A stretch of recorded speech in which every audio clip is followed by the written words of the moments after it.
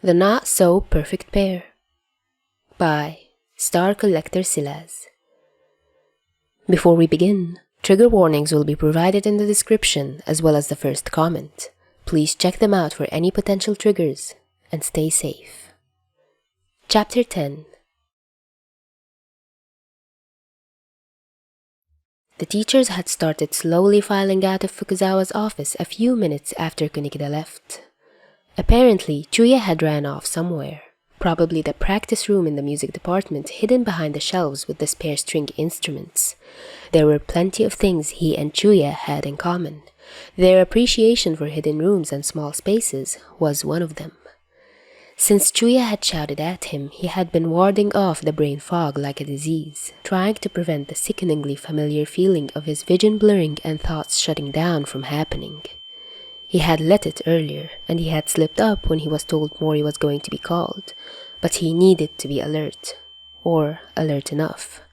Eventually, Dazai and Fukuzawa were left alone, and Fukuzawa gave him a pleasant smile. "Would you like a sweet? If I remember correctly, you have quite the sweet tooth," Fukuzawa offered, moving to open a drawer.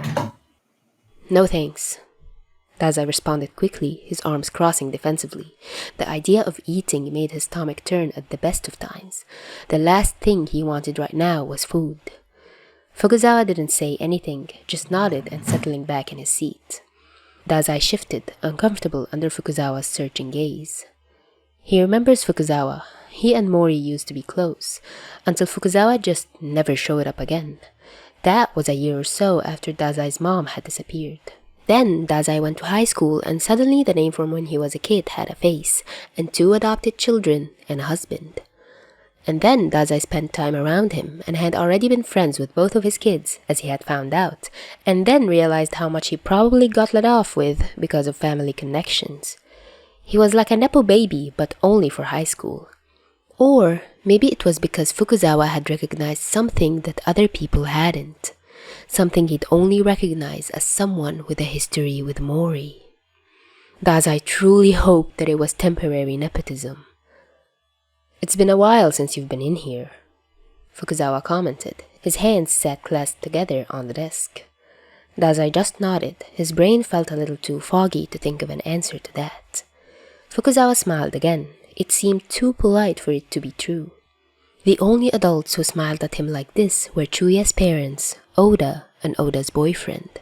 Letting Chuya sit in his office the previous year was only his job. No man who had been such close friends with Mori for so long could ever not view him as something less than human. Fukuzawa seemed to be studying his expression. Then he sighed before speaking. "How are your siblings doing? I haven't seen either of them for quite a while," Fukuzawa asked.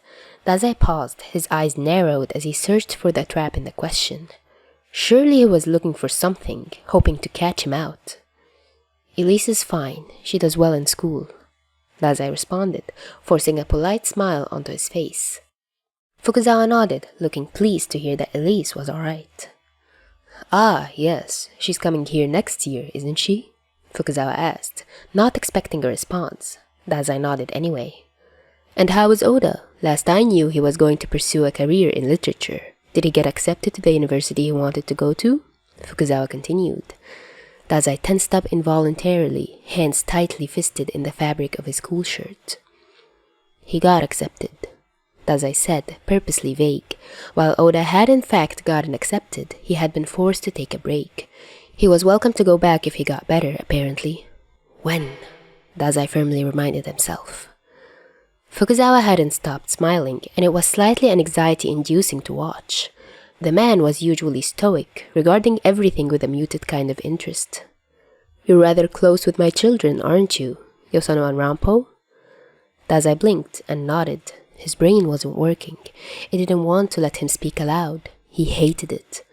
Fukuzawa just hummed, glancing out the window at the clear sky.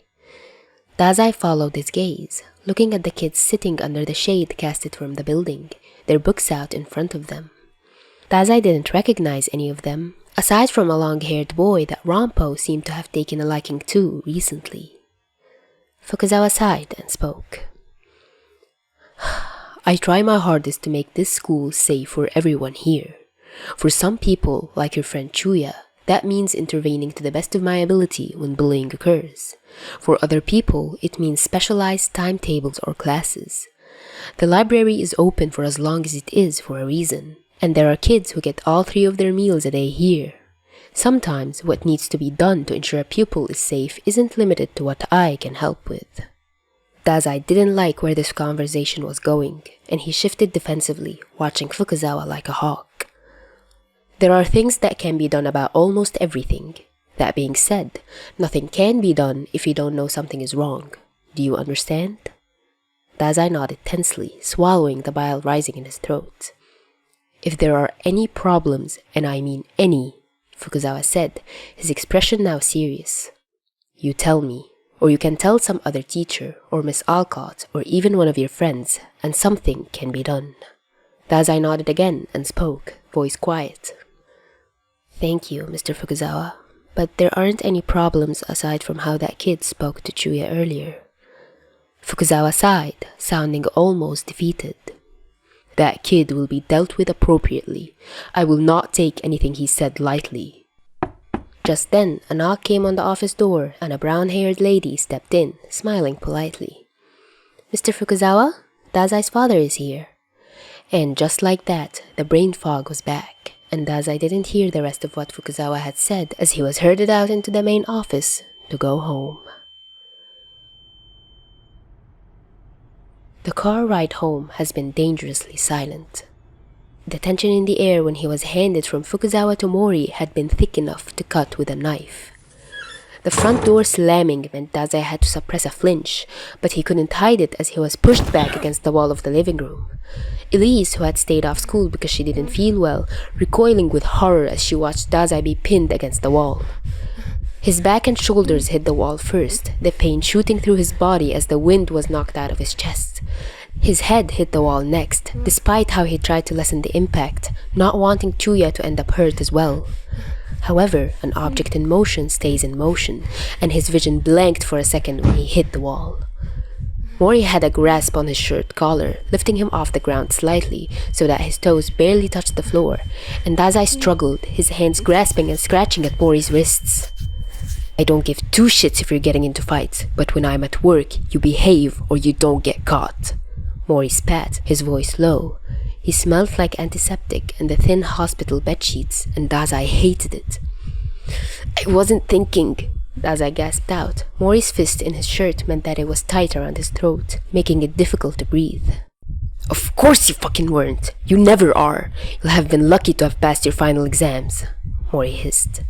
Dazai flinched away, just hitting his head again, and he swore he could feel something sticky on the back of his neck. I tried. I did all the work. I'm predicted for the top grades in my ear. Dazai protested desperately. Top grades don't mean anything if you can't apply yourself anywhere else. And I don't mean that theater club you were interested in or wasting time with those friends of yours. I mean open days and online courses. High school will only get you so far. Dazai swallowed and he took a gasping breath as Mori's grip on his shirt tightened. I didn't do the theater and I'm coming to your stupid medical thing. Dazai stopped speaking when Mori let go of his shirt with one hand, making the motion to hit him. Chuya's my soulmate! He screamed instead, pressing against the wall. Mori froze and narrowed his eyes. Dazai continued, hands shaking where he was still tightly holding onto Mori's other wrist. If you hit me, he'll feel it, and it'll show up on his body. He'll ask questions, Dazai said, ignoring the uncharacteristic tremble in his voice. Mori scowled and let go of his shirt, letting Dazai fall into his hands and knees on the ground, gasping and shaking. He'll never love you. Soulmates aren't defined. Mori snarled. I'm going back to the hospital. Feed Elise. Neither of you are allowed to leave the house, and the bathrooms need to be cleaned. I want them done before I'm back. Mori said, and he left, taking with him the spare key and locking the door. Dazai watched from the floor, breath shuddery and tears in his eyes. Elise was next to him in seconds, hugging him, and he returned the hug, blinking away the tears. It's okay, I'm okay, he whispered repeatedly, unsure who he was trying to convince. It had been a while since Mori had gotten that physical, and on top of Chuya's harsh words earlier, he couldn't cope. You're bleeding, Elise responded, the fear in her voice clear, and Dazai raised a hand, pressing it to the back of his head. He pulled it away to see blood on his fingers, a product of being hit into the wall. He looked up at the mark of blood on the white wall and winced. Then he took a shaky breath and stood up, ignoring the way he was still trembling, and pulling Elise up with him. "I'll be fine. You go get the cleaning things and I'll deal with my head. Once we've cleaned, you can have dinner and we'll put on a movie," he said, herding her out of the living room. "Are you not gonna eat again?" Elise asked quietly. "I'm not hungry," Dazai said after a moment. He took a deep breath, then put his hands on either one of Elise's shoulders. "Listen to me. What's the golden rule?" he asked, voice firm. Elise blinked, fear in her eyes, and Dazai felt sick as he realized he was probably acting like Mori. He didn't let up though. This was important. "Don't tell," Elise answered quickly. Dazai nodded and let go of her shoulder, putting on a smile. "And what just happened?" he asked, voice softer. "Nothing happened. Dazai got told off for starting fights," Elise answered, looking at the floor. Dazai sighed, going to run a hand through his hair and then stopping himself as he remembered the blood. "Good. Now go get the cleaning things and we'll be done quickly." Taking his shoes off when he came back from work, Fukuzawa ignored his children barreling past him and throwing themselves on the couch in favor of joining his husband in the kitchen. "Yosano, Rampo, take your shoes off before you come in or you'll be cleaning the dirt out of the carpet," Fukichi chastised from the doorway, being mostly ignored aside from a dismissive wave. Fukichi sighed in irritation, returning to the vegetables he was chopping. "I don't even know why I try with those two. It goes in one ear and out the other," he said, but his voice was laced with fondness. Fukuzawa smiled, pressing a quick kiss against his husband's cheek. "They've both had a long day. You can tell them off for it if they do it again tomorrow." Fukichi shook his head, but relented easily. He was never usually the one to enforce the rules, but he was getting tired of the dirty footprints on the carpet. "How was work today?" Fukuzawa frowned, washing his hands absent-mindedly before going to help prepare the vegetables, slicing a potato in half. "There was a fight. It's a high school, so fights are common." He started, furrowing his eyebrows as he cut the potato into squares. "But?" Fukichi prompted, glancing at him. "It was Mori's kid," Fukuzawa said, cutting into the next potato with a slight bit of aggression. Fukichi wrinkled his nose childishly. "Fighting with that friend of his again, the Nakahara boy? I swear, from what I can tell, they're always at each other's throats. I have no clue how they're still friends." Fukuzawa laughed a little, shaking his head. "They don't fight as often as it might seem. It's usually jokes or pranks that go far enough for a teacher to call them out on it. Though it seems to be that when they do fight, it's devastating for both of them." He sighed again, glaring at the pile of cut potatoes like they were the cause of all of his problems. "One of the boys of the year below called Chuya a few bad names," Fukuzawa said pointedly. Fukichi took a deep breath, pausing what he was doing to properly turn to Fukuzawa. "Like it was last year?" Fukichi asked, sounding annoyed. Fukuzawa nodded, the disgust clear on his face. He remembered the mess there had been the previous year surrounding Chuya, between his friend group splitting up and causing trouble, and then the bullying that came just after when the boy had come out. It had been a mess, and the kid and his friend had been in his office for another fight every other day. There had come a point where he had just let Chuya and his friend sit in his office during lunch for a week or so until it had died down. So he knew the kid, and he knew his friends, and he knew how much trouble the two could cause. Honestly, when he realized that they always seemed to be getting into fights together, he considered splitting them up and putting them in separate classes, until he looked at their records. Every class Chuya and Dazai had together that year, Chuya's academic success had rapidly gotten better, and Dazai's attendance, ignoring the classes that Chuya hadn't been in because attendance for those was below 50, magically settled around 80. And then, during the week with lunches spent in his office the previous year, Dazai had been there every day, and he learned that Dazai, rather condescendingly, went over the things Chuya didn't understand in his classes, and Chuya, rather violently, threatened that if Dazai wasn't in school, he would wring his mackerel ass out like a wet towel, and that apparently worked for the two. So, instead of separating them, when he learned they had picked all the same classes, he took special care to ensure they ended up together. It had been a pain in the ass, but it had paid off. Dazai is coming into school more regularly than he had ever before, and Chuya is predicted for nothing lower than a B in his exams. So, really, he was unsurprised when he found out it was Dazai who had broken the boy's nose. He sighed, retaining his thoughts and speaking again. Dazai, Mori's middle son, broke the boy's nose. He has a nasty bruise as well, right across his cheek. As he should have. Genichiro, Fukuzawa reprimanded quickly. Then he conceded the point. While he shouldn't have done it, I would likely have done the same at his age. Fukichi snickered and was rewarded with a light elbow.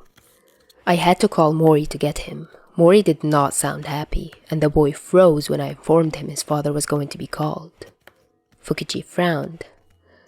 I understand being upset or annoyed at a parent being called, but freezing up? That's a fear response. No kid should be scared of their parent being called. Fukuzawa nodded in agreement. I know Mori. I believe I still know Mori to a degree. I hate to admit that I find it perfectly plausible for Dazai to be genuinely scared of him. He was pleasant enough when he came to collect Dazai. I just don't trust it. Fukichi seemed to be thinking, his arms crossed as he leaned against the counter. Is there enough reason to bring social work into it? Do you think he could open a case?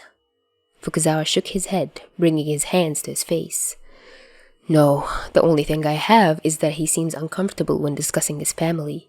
He hasn't said anything or done anything to warrant a case. They'd look at it and go, perfectly respectable family, nothing wrong here, case closed. The only thing that might arouse suspicion would be Dazai's clothes and hygiene, but his clothes would be fixed before anything could come from it, and his hygiene would be explained away as a typical teenage boy with sensory issues that can't stand showering. I know what Mori's like. If something is genuinely wrong, there is a situation where social work would just make things worse. Fukichi sighed. Dazai is the boy with the bandages in the photos Yosano showed us the other night, right? He asked, and Fukuzawa already knew where that question was leading. The bandages are for a skin condition. He bruises really easily, and most contact with his body hurts, according to his medical files. Is there anything on his medical files that could warrant suspicion? Aside from him being underweight, there isn't anything. I checked, twice, extensively, Fukuzawa said tiredly.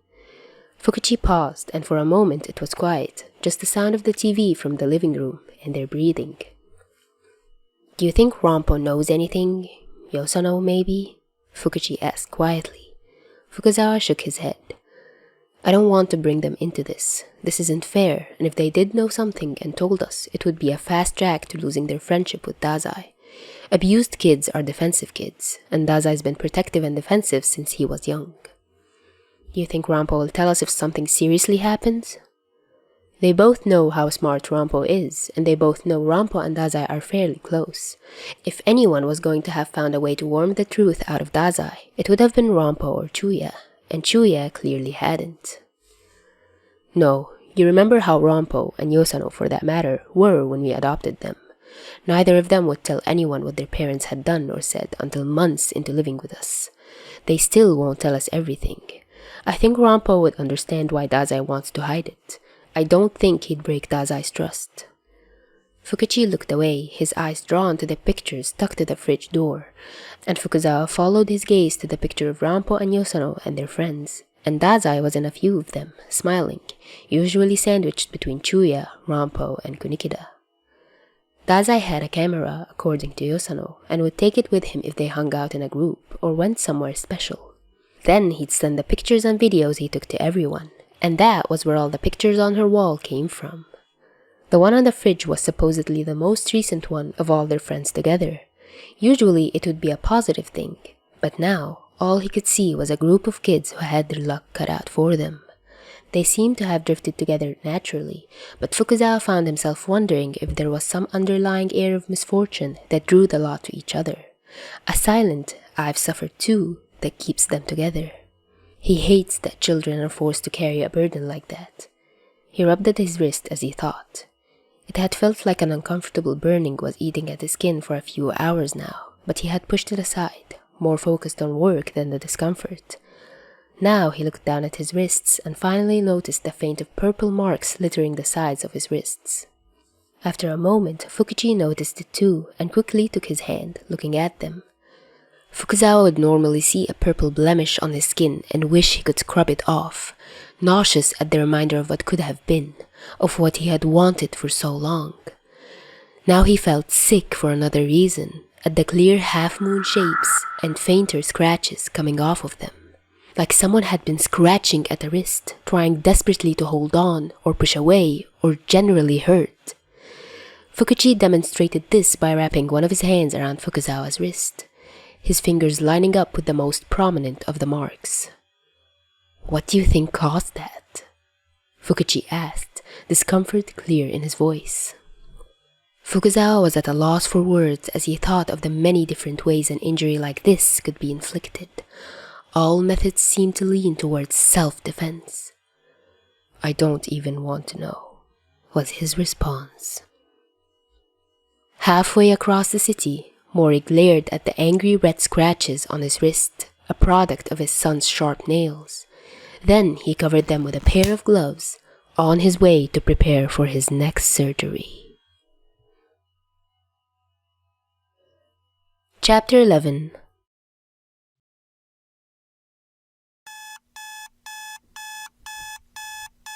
When Chuya woke up that morning with a pounding headache and brand new lines on his hips and thighs, he barely blinked.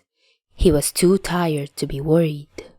His sleep had been fitful at best, disoriented glimpses of a tall brunette boy being the only thing he could remember from his broken dreams.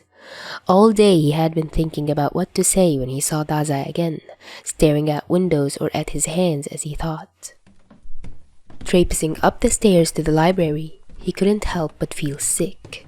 He couldn't remember half of what he had said, but he knew none of it had been nice, and that he regretted it immensely.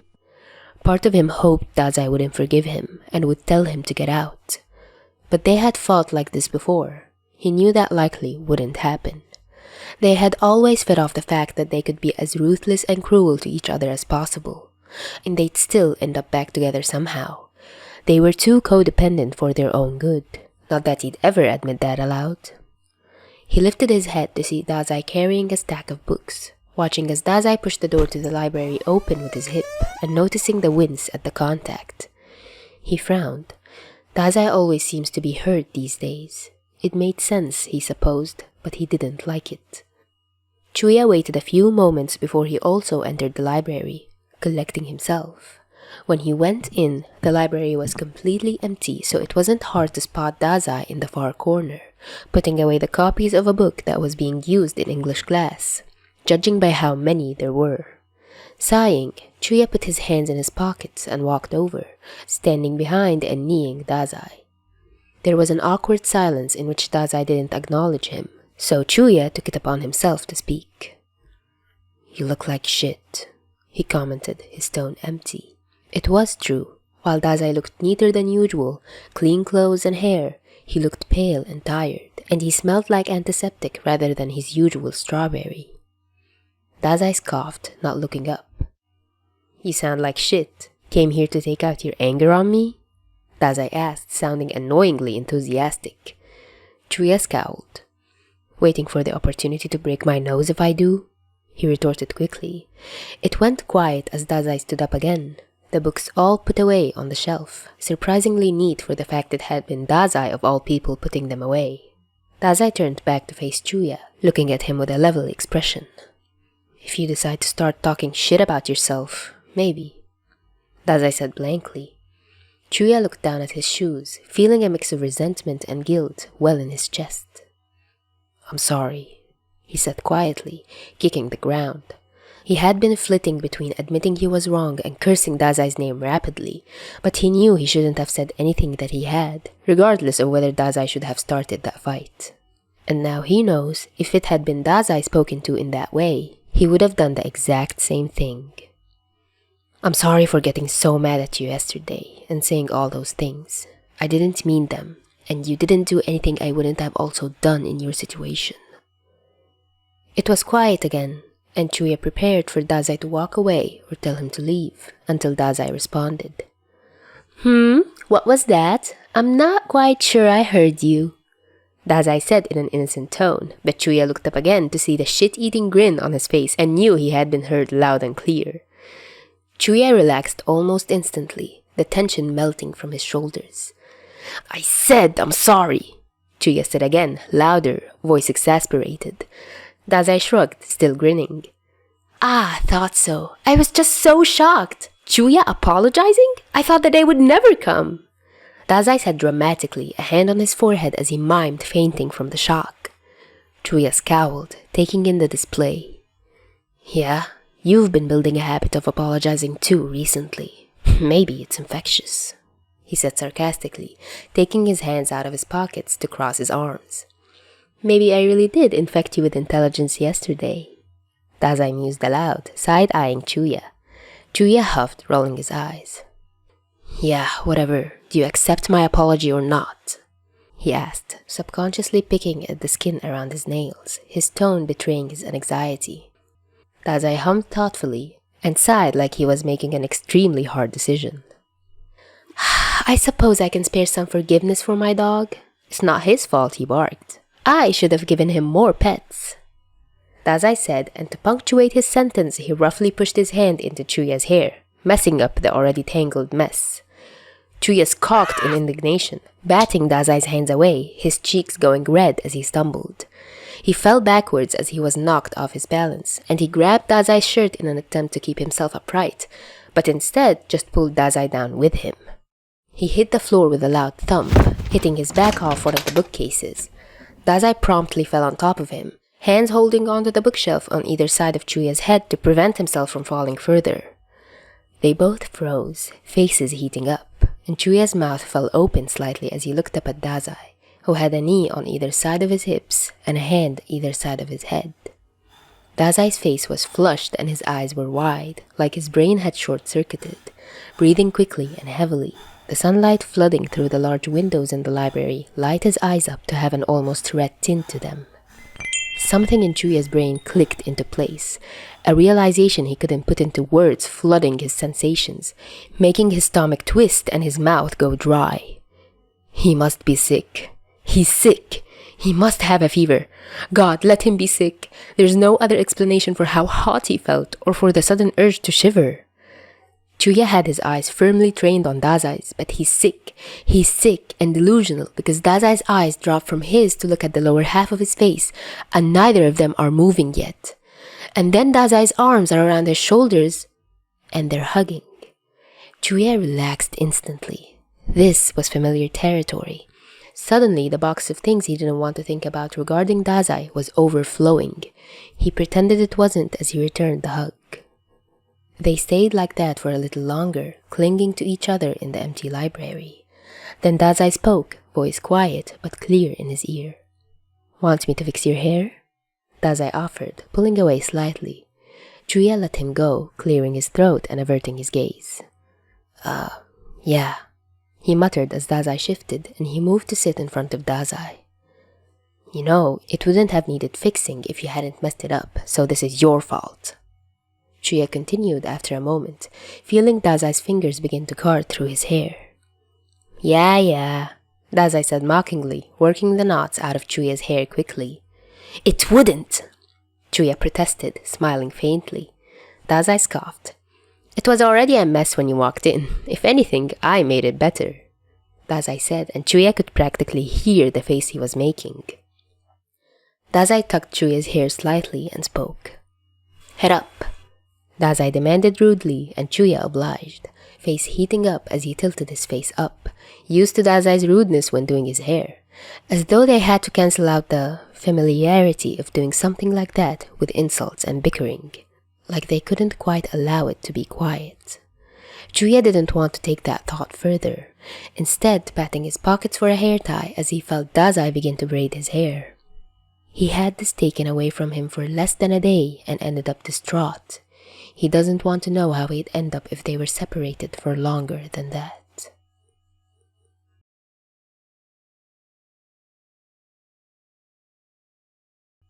Yay, they're back! And it only took them a day. Expected, to be honest. Did I mention yet how much I adore the world building for this fic? The system easily makes sense and it's super unique. And the way I gasped when it was revealed that Mori and Fukuzawa are actually soulmates. Like, yes, this makes sense, but also very devastating. And, Mori, I hope you get burned at the stake. Who the hell let this guy enter the medical field? Do they not care about their patients at all? Oh my god. Thank you, dear listeners, for watching. If you'd like to request any fics, YouTube community tabs are now open for you to post, aside from Tumblr. And if you'd like to show more support, I'm available on Ko-fi, and Super Thanks is now available. Hope you have a great week. Till next time.